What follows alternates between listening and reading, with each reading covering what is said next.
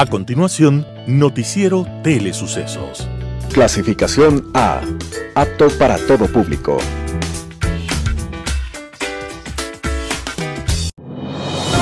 Inicie el día bien informado. El mejor noticiero de la mañana informando para usted. Noticiero Telesucesos. Primera parte del noticiero Telesucesos con las noticias más importantes del día. Estimados televidentes, bienvenidos a una emisión más de su noticiero Telesucesos. Un día como hoy. En un hogar de judíos intelectuales rusos, a finales del siglo XIX, nació Lev Davidovich Bronstein y desde joven supo de intensas pasiones políticas. Reconocido por su inteligencia, ya adolescente fundó sindicatos y confederaciones obreras y conoció por este motivo la persecución y la cárcel. Aquella Rusia zarista vivía agitados momentos que pronosticaban un cambio revolucionario y entre estos grandes ideólogos destacó pronto Lev Davidovich, escribiendo, agitando, dirigiendo. Y en más de una ocasión fue a parar a la cárcel de donde siempre logró escapar, hasta que terminó por cambiar de identidad. Entonces decidió tomar el apellido de uno de sus más feroces carceleros y su nuevo nombre fue León Trotsky. Y el mundo lo conoció como rutilante intelectual y líder en la más importante revolución del siglo XX, la Revolución Bolchevique. Pero en la lucha por el poder, Trotsky terminó perdiendo y tuvo que escapar de la Unión Soviética, ahora controlada por Stalin. Y empezó un doloroso exilio por Turquía, Francia, Noruega y finalmente en México, invitado por el general Lázaro Cárdenas, presidente del país. Allí, Trotsky se dedicó a criar palomas, a coleccionar estampillas y a escribir sobre literatura y revolución. Y un día, un hombre que se había ganado su confianza le pidió que le revisara el texto de un artículo. Trotsky se sentó y empezó a leer. Entonces el hombre le atacó con un piolet de montañista y le causó heridas mortales. Aquello sucedió un día como hoy, 20 de agosto de 1940, y entonces el mundo perdió a León Trotsky, el más brillante pensador y líder de la revolución bolchevique. Y Trotsky, desde su visión política, recuerda que la conquista del poder por el proletariado no significa el coronamiento de la revolución, sino simplemente su comienzo. El mejor noticiero de la mañana informando para usted. Titulares. Nueva tecnología de la nueva cédula de Ecuador. Para la crisis carcelaria, gobierno invierte $75 millones. Proyecto de ley para tenencia de armas volvió a la revisión de unidad técnica legislativa. Declinación de campos de Petroecuador alcanza un 28% cada año. Ecuador busca $2.200 millones para proyectos de energía no convencional. El presidente Guillermo Lasso declara área reservada militar los cerros de Montecristi y San Isidro. En el segmento de opinión fue él. En política internacional, otro sainete. Los editoriales serán de Ramiro Ruiz, Hacer lo que se ama. Jan Cano, los 14 de la remoción de Yunda también cavan su tumba política. Ramiro Canelos, son las instituciones. José Hernández, la paliza al correísmo fue monumental. Mauricio Gándara, arenas movedizas. Noticias del día con Carla Sánchez. Nueva tecnología de la nueva cédula de Ecuador. Desde febrero del 2021 entró en vigencia la nueva cédula de identidad a escala nacional, la cual cuenta con un chip, código QR y firma electrónica. Goldi Montenegro, coordinadora zonal 9 del Registro Civil, informó que 1.119.132 documentos de este tipo se han emitido hasta este pasado miércoles 18 de agosto del 2021 en el país. A diferencia del anterior, el nuevo documento cuenta con más seguridades. La información del ciudadano es impresa en láser, lo que disminuye cualquier riesgo de falsificación o suplantación. El chip interno almacena datos personales, foto, huellas dactilares y firma electrónica del portador. Cumple con las recomendaciones de la Organización de Aviación Civil Internacional, OSI, y contiene nuevos campos de información como condición de donante, tipo de sangre, porcentaje de discapacidad. Además, a diferencia del anterior, la verificación de la información se la realiza de forma ágil a través de escaneo del código QR, con aplicaciones que pueden ser descargadas desde el celular, y el código MZR para la validación de los puntos fronterizos. El chip viene con la información biográfica y biométrica, lo cual implica los datos personales, foto, firma y huella dactilar del ciudadano. Los homologramas son medidas de seguridad. Las fotos de las cédulas son el blanco y negro por el nuevo sistema electrónico de identificación. Para la crisis carcelaria, gobierno prevé invertir 75 millones de dólares. Fausto Cobo, director general del Servicio Nacional de Atención Integral a Personas Adultas Privadas de la Libertad y a Adolescentes Infractores, anunció que el gobierno prevé una inversión de 75 millones de dólares durante los próximos 4 años para atender la crisis carcelaria. Esto con el objetivo de dar respuesta a la situación del sistema penitenciario del país, que es precaria, caótica, peligrosa y anárquica, dijo Cobo. Se prevé que estos recursos sean invertidos en atender las necesidades de infraestructura, tecnología, seguridad y talento humano de las cárceles del país. Para Bianca Gavilanes, de la Fundación Dignidad, que trabaja el tema carcelario, es fundamental que la asignación de este presupuesto no se base solo en el tema de seguridad, sino más bien se invierta en mejorar la calidad de vida de las personas privadas de la libertad. Por ejemplo, en garantizar los servicios básicos y reducir el hacinamiento en las cárceles. Asegura que la inversión solo en seguridad o infraestructura no logrará resolver la crisis penitenciaria, menos aún si se busca la privatización de la seguridad en las cárceles, enfatizó. El gobierno también anunció la construcción de nuevos pabellones y la adecuación de cárceles de máxima seguridad. Esto en el marco del plan de reestructuración del sistema de rehabilitación social, que contempla la readecuación y la redistribución de la actual infraestructura de los centros de privación de libertad, precisó el comunicado.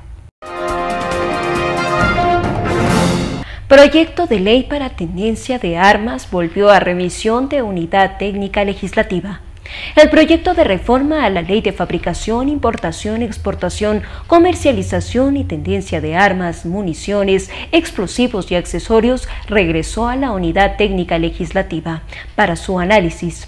La decisión la tomó el Consejo de Administración de la Legislatura, en virtud de varios reparos en materia constitucional a la propuesta que fue presentada por el socialcristiano Esteban Torres con el respaldo de otros 10 legisladores hace 8 meses. Ese proyecto fue presentado en la anterior asamblea, por lo tanto no estaba aún con las normas sobre la ley de análisis que debe realizarse ahora a los proyectos de la ley, sobre todo con el análisis constitucional, insistió Moreira.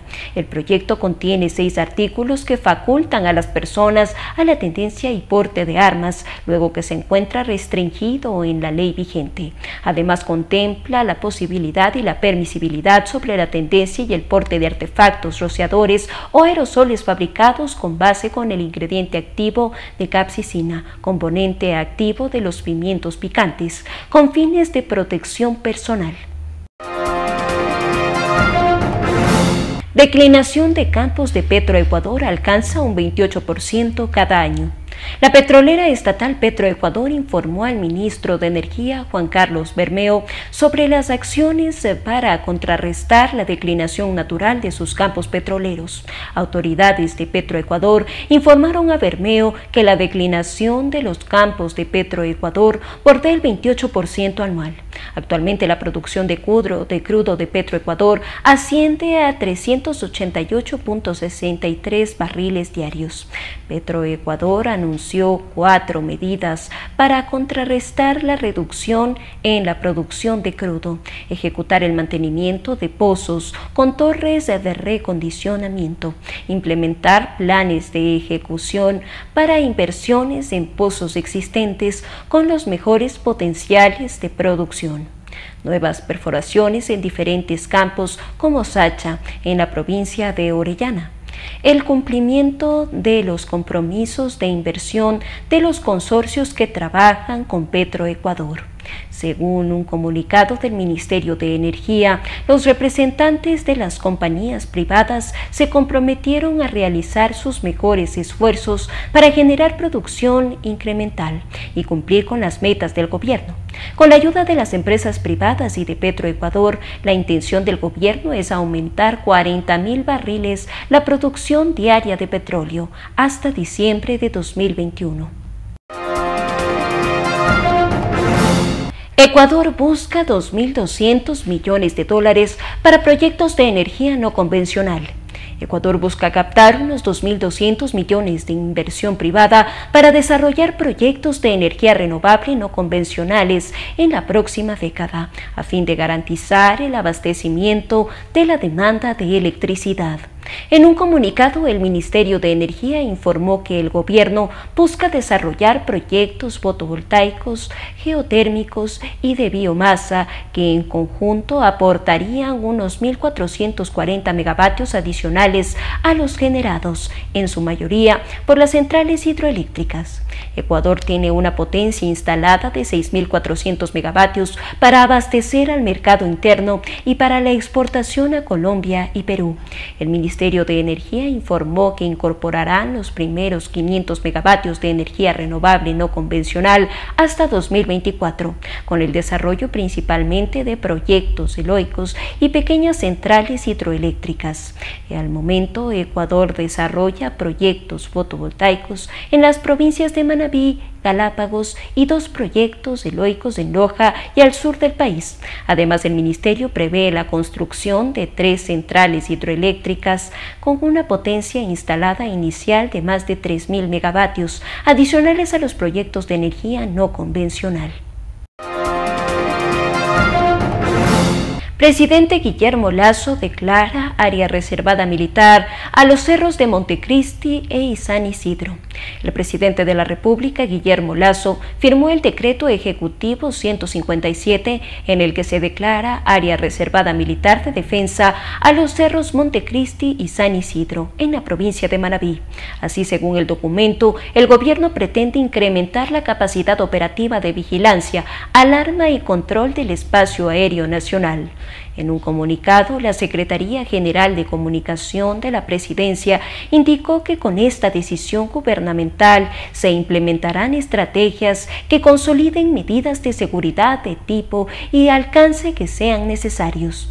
Para ello, se colocará un radar en esta área como mecanismo para identificar y neutralizar aeronaves de dudosa procedencia que están involucradas en actos ilícitos relacionados con el narcotráfico y el crimen organizado, amenazadas que afectan a la población ecuatoriana y que están incidiendo en el aumento de la violencia en el país, se menciona en la misiva.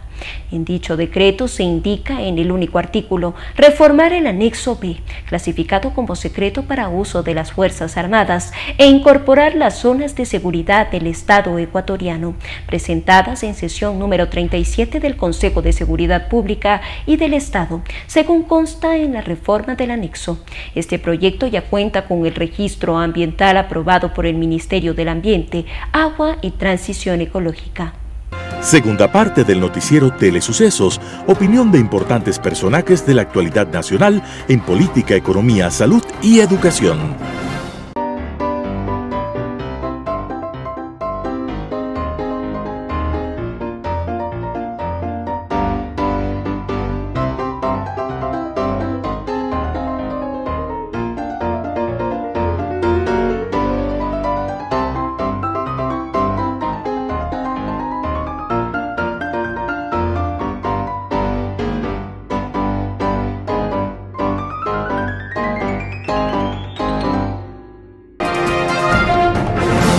Opinión.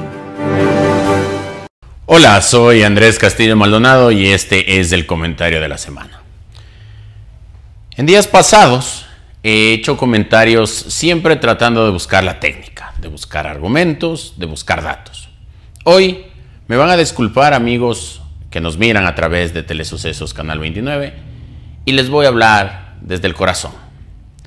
Nací en 1982, aquí, en la ciudad de Quito, en el Hospital del Seguro, creo que como a las 4 de la tarde.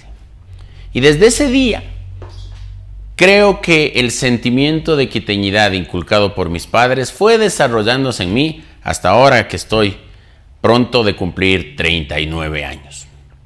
Y resulta que para quienes hemos vivido en esta ciudad y quienes son de mi generación, ha habido un personaje que durante todo este tiempo ha influido positivamente en nuestro espíritu, en nuestro ánimo y en nuestro civismo. Recuerdo, por ejemplo, cómo en el año de 1988, cuando yo tenía apenas 6 años, aparecía un muñequito ahí en la televisión, un viejito, un chulle quiteño de bigote blanco, de piecitos largos, piernas cortas, que hacía una publicidad muy chévere con respecto a lo que debemos hacer los quiteños para cuidar nuestra ciudad. Que no te orines en la calle, que recojas la basura, que protejas los bosques. Ese personaje tenía un ideólogo y era él, esa persona. Después, años más tarde, mi madre me llevó al centro histórico de Quito y por primera vez conocí la Plaza Grande. Recuerdo que estaba alrededor de esta cubierta de unos cáñamos y unas telas porque estaban remodelándola. La estaban haciendo más moderna, un poco más viva. No la típica plaza colonial de cemento, sino una plaza con árboles, con espacios verdes, con bancas, con sitios para que aquellos viejitos que tanto les gusta ir para allá tengan en dónde sentarse. Y el ideólogo también fue él. Después, ya cuando uno iba haciéndose víctima del marketing, me provocó comer una de las marcas de pollo más importantes del mundo. Ese pollo frito que ustedes conocen muy bien. Y me llevaron al centro comercial Iñaquito. El primer mall de Latinoamérica. El primer centro comercial de Latinoamérica. Ahí había el único local de este pollo que tanto nos gusta. Y el ideólogo de ese centro comercial también fue él. En el año 91, cuando ya tenía 9 años y tenía noción de las fiestas y había campeonato de ensacados y de coches de madera y nos levantaban el espíritu cívico y cantábamos las canciones de Quito, fue la primera vez que pude ir a los toros. Allá, en la monumental Plaza de Toros Quito, conocí el arte de la tauromaquia y en las primeras filas de la plaza también estuvo él. Luego, cuando ya llegó la pubertad, cuando uno se vuelve casamentero, salidor con los amigos, el primer gran paseo que dimos con varios de ellos que recordarán en el Colegio La Salle fue justamente en un importante centro comercial de Quito, en donde ahora funciona prácticamente todo. Y bancos, farmacias, locales comerciales, etc. Y el ideólogo de ese centro comercial también fue él. En 1996, por primera vez, fui con mis amigos solo a un partido de fútbol, a conocer un estadio nuevo, un estadio grande, moderno, para el equipo más importante de la ciudad, en donde todos con alegría fuimos a conocer el estadio y muchos se hicieron hinchas de un equipo en específico solamente por el afán de ir a conocer ese estadio. Y de ese estadio el ideólogo también fue él. En el año 98 fuimos con mis amigos ya cerca de graduarnos del colegio a ver la primera final del campeonato nacional que jugaba mi equipo, la Liga de Quito, en muchos años, en muchísimos años, quizás 8, sí, exactamente 8 años. Y fue la primera vez que el equipo de Liga ganaba una final de fútbol con 7 goles de diferencia a su rival. 7-0 fue el marcador de ese domingo. Y el gran pensador, ideólogo y constructor de eso también fue él. En el año 2004, cuando ya estaba en la universidad, me dio ganas de participar en las campañas políticas. Elecciones de alcaldes se venían y él quería volver a ser alcalde de esta ciudad. Aquella persona a la que me refiero Me invitó a formar parte de su campaña y estuve con él. En el año 2008, lo que era impensable para cualquier equipo ecuatoriano, se logró. El campeonato en la Copa Libertadores de América. Y sin duda alguna, el gran hacedor de aquello también fue él. Como ven, quizás 30, 35 años de influencia política, social y deportiva, concentrada en un solo hombre, en un ciudadano que hizo mucho por esta ciudad, que hizo mucho por el equipo de sus amores, un referente para muchos de nosotros, un hombre de sonrisa amable, de trato alegre, muy cordial. Se nos fue Rodrigo Paz Delgado, el alcalde, el amigo, el dirigente deportivo, el referente, un señor, dejó de existir en esta semana y he querido utilizar este espacio para recordar su memoria, para celebrar su vida, para contarles a todos esos jóvenes que de pronto están detrás de esta pantalla quién fue uno de los más ilustres hijos de esta ciudad a pesar de no haber nacido en Quito. Que su ejemplo, su legado, todas las cosas buenas que hizo por el país, por el Ecuador y por muchos de nosotros, sea un ejemplo para las nuevas generaciones. Que nosotros busquemos lo que él siempre buscó para los demás: entregar alegría, obras, servicios, identidad, amor por esta ciudad.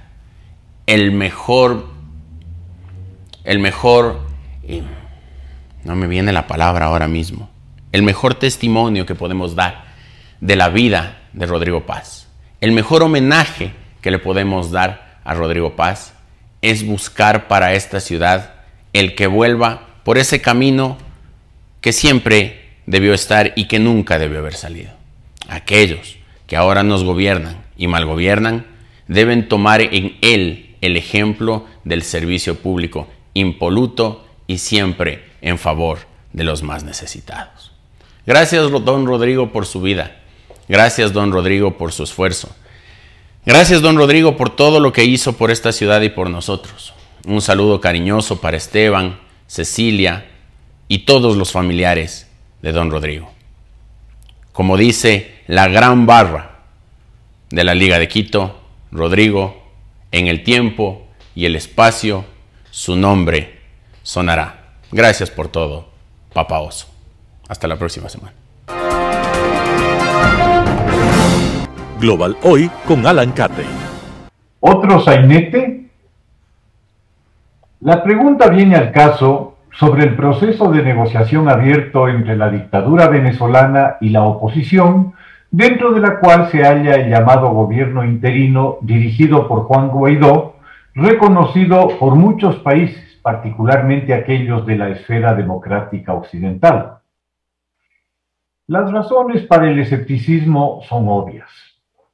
El actual proceso no es el primero que se emprende para buscar una salida legítima y creíble al desastre económico, humano y hasta sanitario que vive Venezuela, así a secas, pues lo de república quedó en algún imaginario engañoso y lo de bolivariana no es sino una grosera ofensa a la memoria y al pensamiento de Bolívar, instrumentalizado como mito fundacional. En todos los procesos anteriores, la dictadura que desgobierna Venezuela apenas ha logrado sus objetivos, que se han reducido a bajar un tanto la presión internacional ante sus múltiples abusos, desde procesos políticos internos llevados en condiciones evidentemente ilegítimas, sin consideración a las más elementales reglas de juego democráticas, pasando por abiertos actos criminales en su represión a la protesta, por los cuales enfrenta cargos ante la Corte Penal Internacional por crímenes de lesa humanidad ampliamente documentados por la Misión de Naciones Unidas a cargo de la investigación correspondiente, pero sobre todo se ha dedicado a ganar tiempo, a empujar un poco más adelante la pelota, a la espera de que cambie el equilibrio político regional y mundial para poder mantenerse aferrados a un poder que hace mucho rato dejó de significar una posibilidad de bienestar y desarrollo para su pueblo y convertirse en un jugoso negocio para las varias bandas delincuenciales que se han repartido lo que era el país más rico de América para mejor saquearlo y exprimirlo. En los procesos anteriores, alcanzados los objetivos de la dictadura, ésta se ha retirado de los mismos sin importarle para nada ni los esfuerzos ni la imagen de los mediadores, entre ellos hasta el Papa. Resulta, pues, muy poco creíble que la dictadura asista a estas conversaciones de buena fe. Si lo hace, es porque percibe una coyuntura política internacional más favorable a sus posiciones ante el cambio de gobierno en Estados Unidos y los virajes ideológicos en Argentina y México que han debilitado la posición regional mucho más crítica hacia la dictadura hace 2 años. Su juego de ganar tiempo le ha funcionado bastante bien con el retorno de sus aliados al poder en Bolivia y con la reciente victoria electoral de Pedro Castillo en Perú. Arranca entonces la dictadura estas nuevas conversaciones desde una posición más fuerte o tal vez más cómoda de la que tenía en lo internacional al observarse una decepción en los resultados de la política de presión aplicada vía sanciones económicas al régimen y reconocimiento político a la oposición ante la evidencia de ilegitimidad jurídica tanto de la elección presidencial como de la legislativa. En lo interno, las grandes movilizaciones populares que se habían dado en años anteriores no existen más, por la eficacia del aparato represivo que mata cada año a entre 6 y 8 mil personas extrajudicialmente y mantiene encerrada en sus propias execrables cárceles y centros de tortura o refugiada en embajadas o en el exilio a buena parte de la oposición. A la restante la ha inhabilitado judicialmente para la participación política.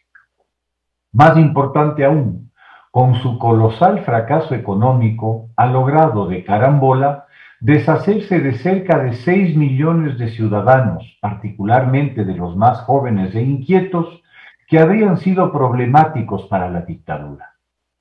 También, y sorprendería que esto no sea intencional, las enormes dificultades para la más elemental supervivencia dejan muy poco tiempo y lugar para protestas, máxime cuando la dictadura es, sin duda alguna, capaz de matar literalmente de hambre a la población por su control de la distribución de los CLAPs, las raciones de alimentos que selectivamente entrega a sus fieles.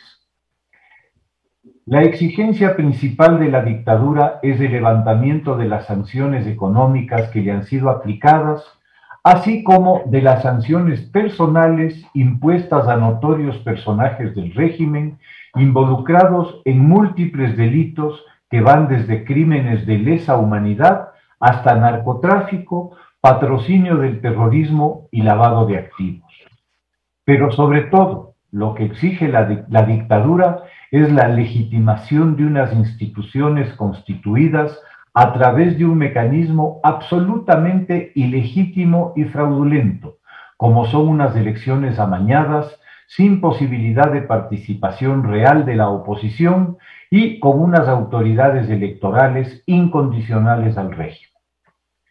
Si alguna lección ha sido bien aprendida por la dictadura venezolana, es la de aquella derrota aplastante que sufrió cuando la oposición barrió en las legislativas de 2016. A partir de ese momento, por cualquier medio, se aseguró que tal cosa no aconteciera nunca más. La máxima de Stalin, no importa quién vota, sino quién cuenta los votos, ha sido llevada a sus lógicas consecuencias por la dictadura. Pensar que va a aflojar su control sobre el sistema electoral y el registro civil es muy poco realista. Llama muchísimo la atención que no se haya planteado de manera expresa por parte de la oposición en estas conversaciones una exigencia de participación electoral fuera del control de la dictadura, De esos 6 millones de ciudadanos venezolanos exiliados económicos por una dictadura fracasada, que paradójicamente se han convertido desde fuera en una de las más importantes fuentes de divisas para el régimen. A esto se opondrá la dictadura con todas sus fuerzas, pondrá todas las trabas y hará todas las trampas necesarias para impedir esos sufragios. Y es lógico. Si esas personas, un tercio de los posibles electores, que han debido sufrir lo indecible a causa de la incompetencia y corrupción de la dictadura, que en la práctica las ha expulsado de su tierra y las ha separado de sus padres, hijos y abuelos, si esas personas, insisto, lograran que sus votos se cuenten legítimamente, el resultado sería desastroso para el régimen. Finalmente, a la exigencia de la devolución de activos congelados al régimen dictatorial no se le ve mayor sentido. La dictadura se ha robado a lo largo de 20 años todo lo que ha podido. El expolio es astronómico. Tan solo la fortuna personal de la hija de Chávez se estima alcanza los $4.000 millones. ¿Por qué no le reclama el señor Maduro que le devuelva esos activos a Venezuela? Y posiblemente la fortuna de la hija de Chávez es modesta comparada a las fortunas de otros atracadores más preparados y con más acceso a las enormes riquezas de una tierra bendecida con unos recursos variadísimos, desde las mayores reservas petroleras del planeta, al oro, la bauxita, las piedras preciosas y las tierras raras, pero acanallada por unos delincuentes de la peor calaña, investidos de un poder omnímodo y determinados a conservarlo a cualquier precio. El factor central para el éxito de una negociación, la buena fe, de entrada y por sus antecedentes, se debe presumir ausente por parte de la dictadura. Su objetivo final es quedarse, legitimarse y negociar una sola cosa: la impunidad de sus agentes. Muchas gracias. Editorial. Hacer lo que se ama, por Ramiro Ruiz. Los niños lo hacen con sus juguetes y comparten con sus hermanos y sus amigos. El juego distrae, ayuda a la creación, desarrolla la imaginación. Está la concentración viva que el jugador se olvida del mundo. Algunos niños tienen juegos sencillos, no importa la condición. Es suficiente con una rueda, las canicas o la tierra húmeda para hacer el pan. Las niñas juegan a la casita, saltan con la soga o a la rayuela. Así eran los niños de hombres y mujeres que ahora son abuelos. En la actualidad los niños son expertos en los videojuegos y dominan los artefactos electrónicos. Cuando crecemos, la magia del juego se robustece con la responsabilidad y el trabajo planificado. Pero el placer del juego no desaparece. El deporte ha conservado la magia del juego. Los atletas respiran y expiran. Sienten cómo entra el oxígeno al organismo. Piensan en el movimiento de cada músculo. Se concentran y cada atleta se acerca al cosmos. Ciclistas, levantadores de pesas, nadadores, gimnastas, velocistas, marchistas, todos y cada uno participan en su juego favorito. Una bicicleta, una pelota, unos zapatos, un remo, un palo de golf, son juguetes maravillosos. La pista y la meta son un juguete. Cada uno lucha solo, como los héroes que se enfrentan a su destino para dominarlo o sucumbir. Se someten a los límites del cuerpo hasta el sacrificio y el dolor. Los atletas se someten al pensamiento y la imaginación. Someten a otros jugadores. El deporte es un juego no solo para conseguir una medalla, sino para merecerla. Con el éxito también se alcanza el derecho y el poder de hacerse sentir, lanzar su mensaje al mundo. La voz del atleta será escuchada, respetada, que ayuda a transformar la sociedad. Los medallistas de olimpiadas y competencias atléticas anteriores son un ejemplo para los actuales. Es hermoso pensar que ahora quienes participaron en las olimpiadas son un ejemplo para otros niños y jóvenes que se han propuesto continuar en el juego.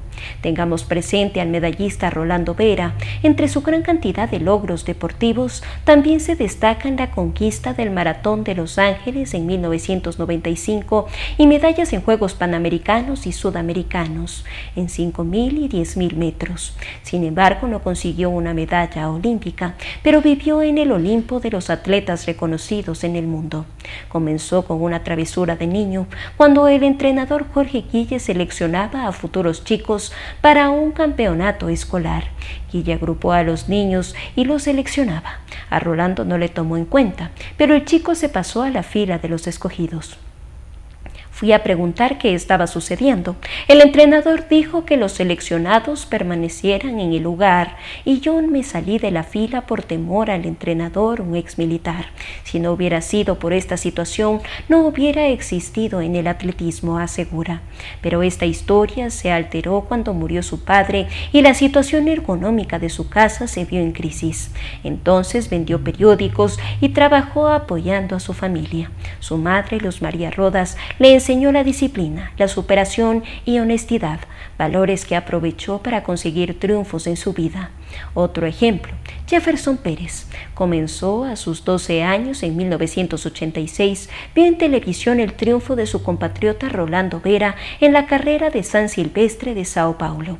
Ingresó al atletismo en abril de 1988, cuando le pidió a hermano mayor Fabián que le conceda tiempo de entrenamiento atlético para poder aprobar la materia de educación física del colegio.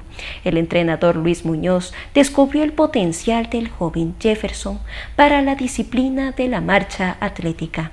En el juego llega el momento de la emoción. Se emociona el presidente de la República o de la mujer que vende espumilla en el mercado, porque ella recibe alegría y llora por el triunfo del atleta. En cada juego atlético renace el credo olímpico. Lo más importante de los Juegos Olímpicos no es ganar, sino competir. Así como lo más importante en la vida no es el triunfo, sino la lucha, lo esencial no es vencer, sino luchar bien. El fundamento es claro. Cuando las personas nos encontramos en situaciones de lucha, desafiamos el cansancio, la angustia, la soledad, el agotamiento. Los atletas no abandonan el impulso de la llegada a la meta. Así es el juego de hacer lo que uno ama. Por Ramiro Ruiz. Los 14 de la remoción de Yunda también cavan su tumba política. Jan Cano, Criterios Digital. El 3 de junio pasado inició un camino político que no tiene marcha atrás. La salida de Jorge Yunda de la alcaldía de Quito fue decidida por remoción y con el voto de 14 concejales. Los 14 decidieron que él se vaya por asuntos relacionados con la participación ciudadana, pero empujada por los escándalos de malas decisiones sobre dinero y supuesta corrupción en el cabildo. Bernardo Abad, René Bedón, Juan Carrión, Omar Ceballos, Lucelena Coloma, Eduardo del Pozo, Juan Carlos Fiallo, Andrea Hidalgo, Paulina Isurieta, Analía Ledesma, Fernando Morales, María Sandoval, Fritz Vaca y Santiago Guarderas votaron por la salida del alcalde con grillete electrónico en el tobillo. Desde ese día, y por ese voto, todos se volvieron protagonistas de una de las mayores peleas políticas en Ecuador de los últimos años. No solamente una que es jurídica. Por eso, retirar a Yunda de la alcaldía y no sostener su decisión puede ser la tumba política para el grupo de los 14. Los 14 de la remoción no han logrado mantener un solo discurso. Es más, al parecer hay algunos concejales que se han pasado al lado de Yunda acompañándolo en sus discursos o callando estratégicamente por si regresa definitivamente. Abandonan su lealtad a sus propios votos y a la ciudad. Cada día que pasa sin unidad de los 14, van sonando más los rumores de malos manejos en el Consejo y de todos, incluso de quienes están con Yunda. Empresas relacionadas, familiares con pasados turbios, oficinas alternas, consultorías a dedo, apetitos políticos voraces, estrategias políticas partidistas inservibles. la marcha Todos por Quito ofreció un claro mensaje que debe ser escuchado por el Consejo, en especial los que votaron a favor de la salida de Yunda. Los manifestantes denunciaron que Jorge Yunda está ocupando ilegalmente la alcaldía de Quito, pero que necesita una nueva administración sin autoridades con grillete y que Quito debe ir hacia una transición para resolver gravísimos problemas. Ese grupo de ciudadanos se adelantó a los políticos y enfrentó a Yunda, quien usa a diario los argumentos más básicos del correísmo: la división. Los ricos versus los pobres. Los del sur versus los del norte, los medios versus la gente. Lugares comunes que ya son fáciles de derrotar, pero solamente con unidad, incluso en el Consejo. Ya lo demostró la ciudadanía que protestó, donde hay colectivos en toda la ciudad. Los políticos que están en el cabildo deben escuchar ese llamado ciudadano y apostar por la reconciliación con las personas de los mercados y del taxismo que son usadas políticamente para defender al del grillete, con ir a los barrios a conversar con la gente, hablar con sus similares de otras ciudades de aquí y fuera.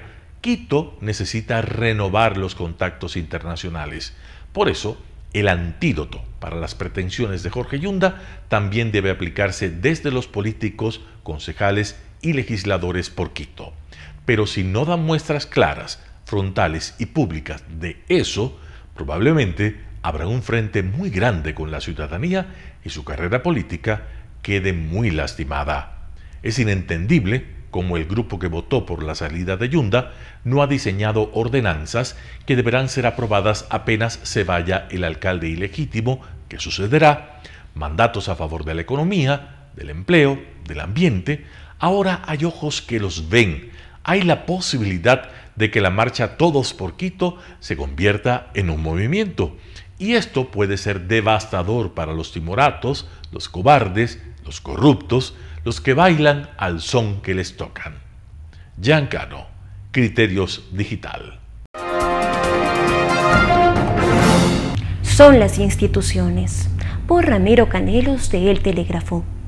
En las últimas semanas se han dado una serie de acontecimientos en la vida del país que deben llevarnos a reflexionar y analizar en profundidad sus orígenes y las razones últimas que los provocan.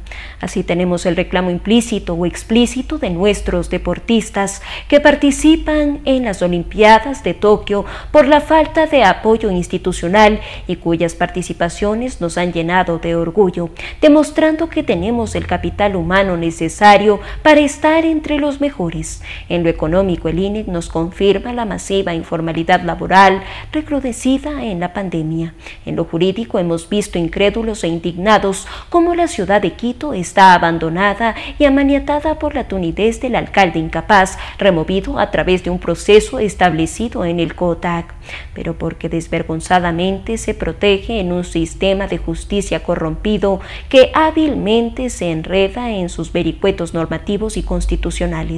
En el ámbito político, apreciamos una asamblea entrapada en una agenda insada de que envía señales equívocas como rechazar el acuerdo del CIADI y un partido político como Pachacutic que intenta cubrir y justificar inútilmente las declaraciones impresentables de una asambleísta que con entusiasmo promueve que si vamos a robar, lo hagamos bien.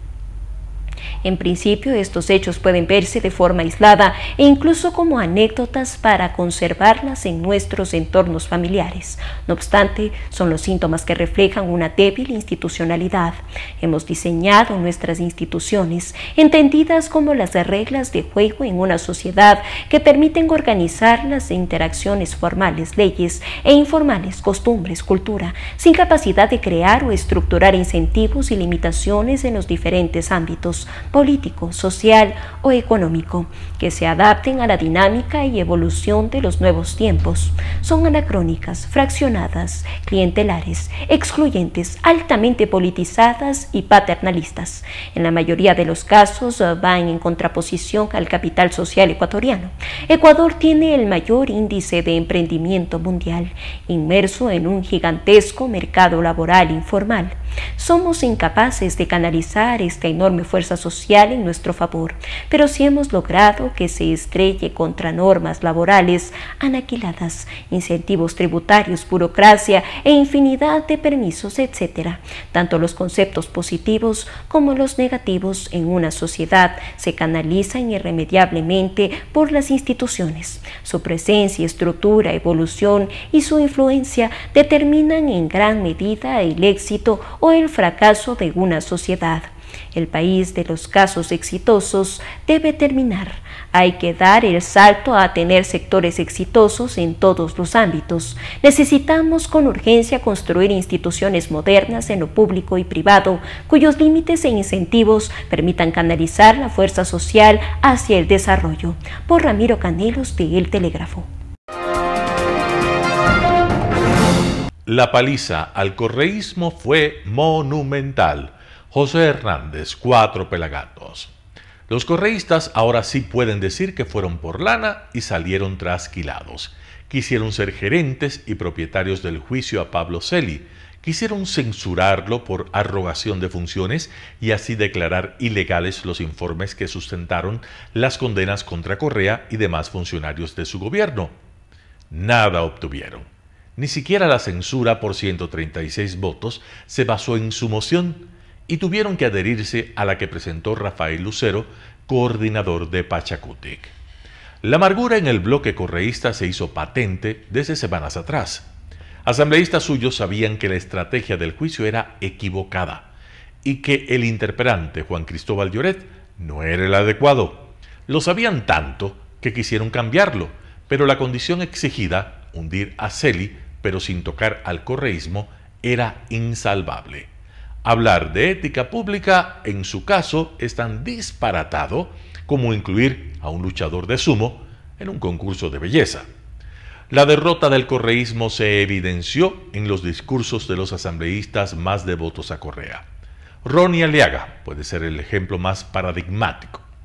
Con micrófono abierto, eres un collage inopinado de lugares comunes y consignas de alquiler. No nos vamos a poner a la altura de un mamarracho que, sobre texto de poesía, viene a tirar lodo con ventilador. Esa fue su respuesta, altiva, al parecer, a la intervención de Pablo Celi. El excontralor llegó sabiéndose censurado. Su alegato, con claro aliento de «yo acuso», desbarató el fundamento de las acusaciones y dejó en mal predicamento el trabajo de la Comisión de Fiscalización. Celi, en un brillante despliegue intelectual que duró 2 horas y 43 minutos en la parte medular, mostró las falencias jurídicas de su caso. De hecho, le bastaron minutos para trapear con la tesis correísta que, ignorando una resolución del Consejo de Participación Transitorio y un dictamen de la Corte Constitucional, pretendió que él nunca fue designado contralor. No solo trapeó con esa tesis, lo hizo con el correísmo a riesgo de hacerse llamar la atención. Celi reivindicó lo que hizo durante el gobierno de Lenín Moreno, ser un parapeto para evitar que ese poder mafioso regresara. Dijo haber luchado solo desde el derecho administrativo, nutriendo por su propia confesión dudas de que también en ese punto dijera toda la verdad. El problema del intelectual Celi es el Celi escondido en los pliegues lóbregos de la política. El Celi que sirvió al mismo correísmo y que desde el cargo de subcontralor acompañó a uno de los mayores corruptos del correato, Carlos Polit. Así que no fue arrogación de funciones, tesis correísta, ni el incumplimiento de funciones, tesis de consenso presentada por Pachacutic, que él desbarató. Lo que fundamentó políticamente su censura fue otra cosa. Fue el caso que ventila en la Fiscalía y lo mantiene en prisión, el desvanecimiento de glosas. Esa otra basura, según la expresión de Fernando Villavicencio, presidente de la Comisión de Fiscalización, que no se puede meter bajo la alfombra. La historia, dijo, hay que contarla completa. No solo la historia de Celi, también la del correísmo. Y de eso se preocuparon en toda la sesión, principalmente Villavicencio y Diego Ordóñez, asambleísta de Creo. Ellos hicieron el nexo temido por Paola Cabezas, Fausto Jarrín, Ronnie Aliaga y demás devotos del correísmo. Ordóñez puso en evidencia la paradoja de que los interpelantes de Celi sean defensores contumaces del gobierno más corrupto de la historia del país. Y dijo que Celi era culpable, pero que no había cómo separar su historia del entramado de corrupción y del proyecto correísta del cual hizo parte. Allá entre pigmeos morales, Villavicencio se dio lujos exquisitos. Decir en la asamblea al correísmo que él puso a trabajar junto a Lloret, el interpelante, a su colega Cristina Solórzano, con quien investigó el caso Arroz Verde que llevó a los tribunales a Rafael Correa, es un bocato di cardinale impensable. Lo mismo que decir que en la asamblea que las glosas que fueron ejecutadas por la Contraloría y luego desvanecidas son de contratos firmados durante la década correísta al amparo de decretos de emergencia firmados por Correa. O recordar con documentos en mano que Odebrecht vino al Ecuador gracias al contrato de Toachi Platón firmado por Correa, entonces ministro, con Marcelo Odebrecht y Lula, presidente de Brasil. Correa viajó en un avión enviado por Odebrecht. Fue Correa, secundado por Diego García, su procurador, y el contralor, quien desvaneció la glosa de $80 millones mediante acuerdo político, otra vez con Lula. Odebrecht pudo así volver al país en 2009 pagando solo $20 millones, pero con un paquete de contrato por $4.000 millones, de donde salieron, por supuesto, las coimas. Y Villavicencio recordó que Celi está siendo procesado por delincuencia organizada, por un caso similar al de Polit con Odebrecht, entre otras por recibir 4 millones por desvanecer glosas de la compañía No Limit y $1.3 millones de la compañía china Camac. Este festín duró 17 minutos. El correísmo quería vengarse de Celi y tener un argumento jurídico chimbo para hacer propaganda diciendo que las pruebas contra Correa y otros delincuentes suyos fueron ilegales. Ese triunfo imaginado se convirtió en una insondable pesadilla. José Hernández, 4 Pelagatos. Arenas movedizas, por Mauricio Gándara de El Universo. Da la impresión de que tanto el Ejecutivo como la Asamblea se encuentran midiendo fuerzas, explorando la arena en que muy probablemente se enfrentarán para definir posiciones. En que el presidente de la República haya manifestado que en 9 de cada 10 casos puede actuar sin necesidad de contar con la Asamblea, puede tomarse como que no se prevén acuerdos cercanos y que tendrá que avanzar a su propio riesgo. Pero existen campos de acción programática que fueron anunciados en la etapa electoral que necesitan de medidas legislativas, como el relacionado con lo laboral, tributario, el de concesiones mineras, petrolíferas, que puedan enfrentar obstáculos legales y constitucionales. Será muy difícil alcanzar acuerdos fiables con una asamblea tan fraccionada que se encuentra en una lucha interna, en una suerte de ajuste de cuentas. El enjuiciamiento al excontralor ha puesto bajo sospecha a varios legisladores por sus anteriores actuaciones en organismos seccionales en las que habrían sido glosados y obtenidos de estas que se desvanezcan. ¿Pueden tales legisladores juzgarse a sí mismos, votar en el eventual juzgamiento al exfuncionario? Reorganizarán la comisión de fiscalización que ha acomodado y que ha incomodado a muchos. El correr del tiempo sin alcanzar acuerdos, a quien más puede perjudicar es al Ejecutivo, porque se le puede pasar el tiempo de la luna de miel con la ciudadanía que siempre se la concede al gobierno que empieza y que actualmente esa buena voluntad se encuentra intensificada por el éxito de la campaña de vacunación. Esto es particularmente importante para adoptar decisiones trascendentales, como el de la anunciada consulta popular, que solamente puede tener éxito cuando el gobierno cuente con un alto nivel de popularidad. Si tal consulta popular no es convocada en el presente año, el resultado será muy incierto. Actualmente el gobierno puede recurrir al electorado con grandes posibilidades, aun si se trata de asuntos tan delicados como el de la muerte cruzada o la sustitución de la Constitución Constitución de la Montecristi, a la de 1998.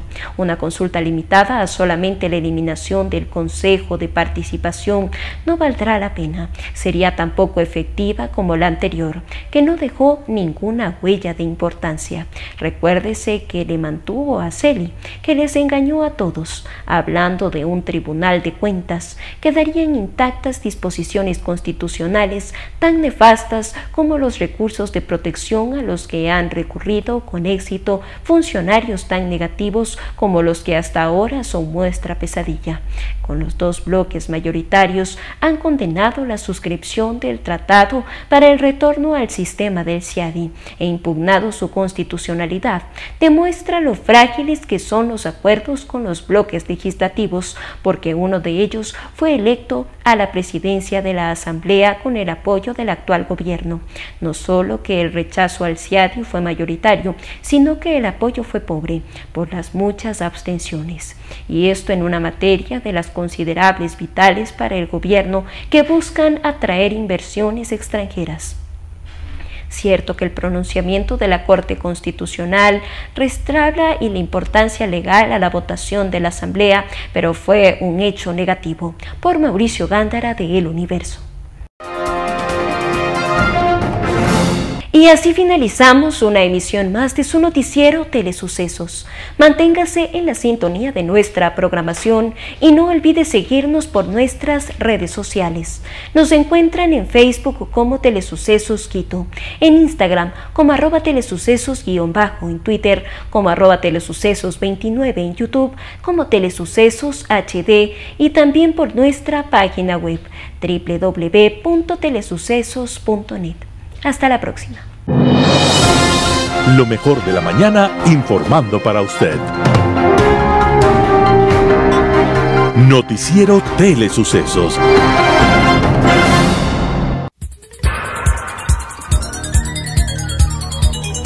Las opiniones vertidas en este espacio por la producción y dirección del programa son de exclusiva responsabilidad de sus autores y de quienes intervienen en ellos.